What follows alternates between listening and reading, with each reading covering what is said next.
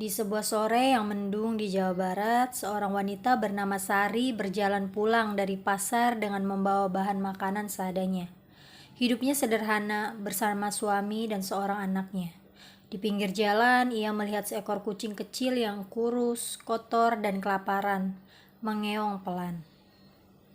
Sari pun berhenti dan memandang kucing itu.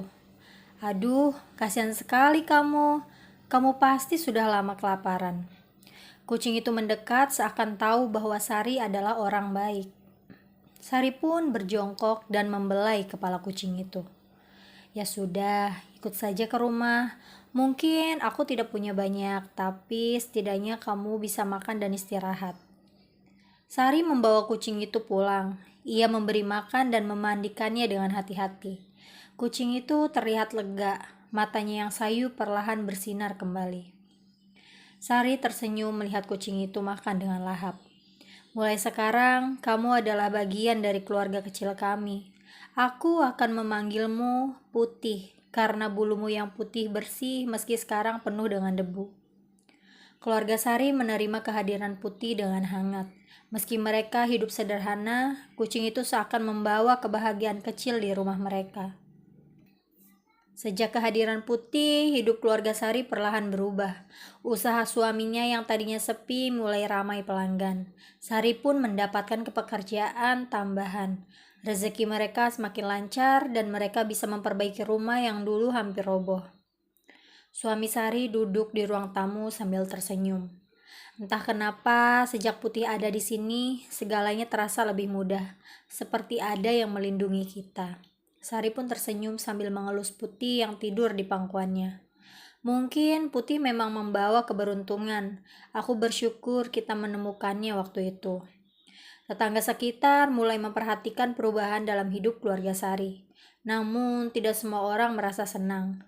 Beberapa mulai merasa iri dan mencurigai keberuntungan mereka. Tetangga ada yang berbisik dengan nada sinis. Lihat saja, dulu mereka susah. Sekarang tiba-tiba bisa hidup lebih enak. Pasti ada sesuatu yang mereka sembunyikan. Tetangga lain pun mengangguk dengan setuju. Betul, aku dengar mereka punya kucing aneh di rumah. Siapa tahu kucing itu bukan kucing biasa. Beberapa bulan kemudian, Putih hamil dan melahirkan 3 anak kucing yang lucu. Keluarga Sari semakin bahagia, tetapi aura gelap mulai mendekati rumah mereka. Salah satu tetangga yang iri memutuskan untuk mengirimkan makhluk jahat kepada keluarga itu.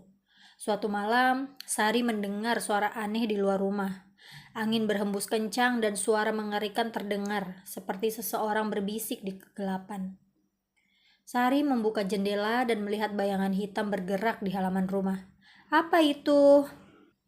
Putih tiba-tiba berdiri di depan pintu, bulunya mengembang, matanya bersinar tajam. Ia mengeong keras memberi tanda bahwa ada bahaya. Suami Sari berdiri dan memegang bahu Sari. Jangan keluar, ada sesuatu di luar, dan Putih tahu itu. Tiba-tiba bayangan hitam itu menyerang, tetapi Putih melompat ke arahnya. Pertarungan sengit terjadi di halaman. Putih mengeluarkan suara menggeram yang tidak pernah terdengar sebelumnya.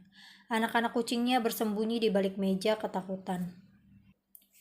Keesokan paginya, keluarga Sari menemukan Putih terbaring di halaman, penuh dengan luka.